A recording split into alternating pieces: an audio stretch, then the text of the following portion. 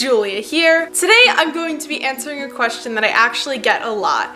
It's what to do after your first draft is written. So as a writer, you know that you want to write a first draft of your book, but afterwards, a lot of people are confused as to where to go next. So I'm here to give you 4 tips on what to do after you finish the first draft of your book to make sure that you're moving on to the next steps in the right order. The first and most obvious step of what you should do next is to start editing. It's to go back over your work over and over and over again and to get it as smoothed and polished as possible. This seems very tedious, but it is important to make sure that your work is the best that you can get it to be. If after your first draft you're really exhausted and you don't think you can handle going over your work right away, I would recommend taking a little bit of a break.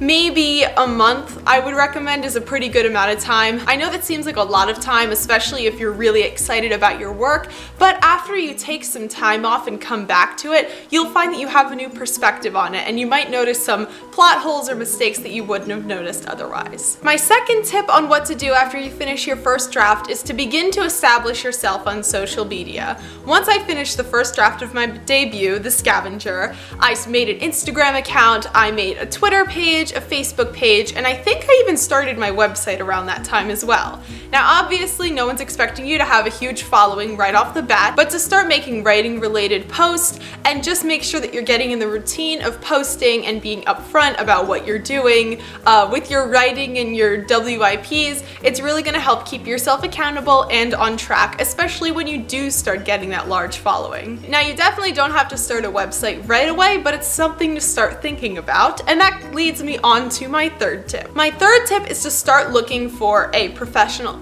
editor, cover designer, and possibly formatter. Some people do formatting by themselves. I did the formatting for The Scavenger by myself, but for Missing Her and A Weighted Soul, I'm going to pay to have someone to do it just because they're a little more complicated. But it's definitely not too early to browse through different editors and different cover designers, especially if you're thinking of going that route. Some people don't feel like a professional editor is necessary, but I highly, highly, highly recommend getting one, especially when you've been staring at your work for so long. There's a lot of things that you don't notice and you don't pick up.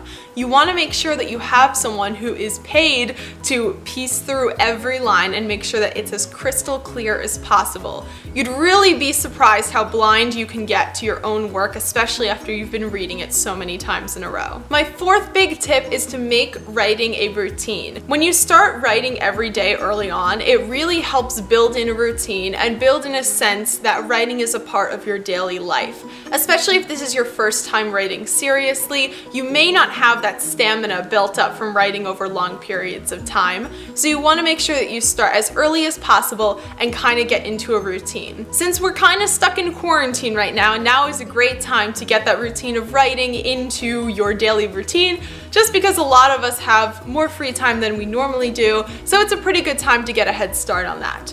Last week I posted a video about 5 tips to help you write in quarantine, so I'll link that in the cards above, so definitely check that out if you are thinking of starting to write seriously during quarantine. So that's all I have for you guys today. I hope this kind of clarifies some stuff. I tried to keep it short and sweet just so you guys can get back to writing as soon as possible. Do you have any other steps that you do right after you finish your first draft? Let me know in the comments below. I'd love to hear about them. Thank you for stopping by.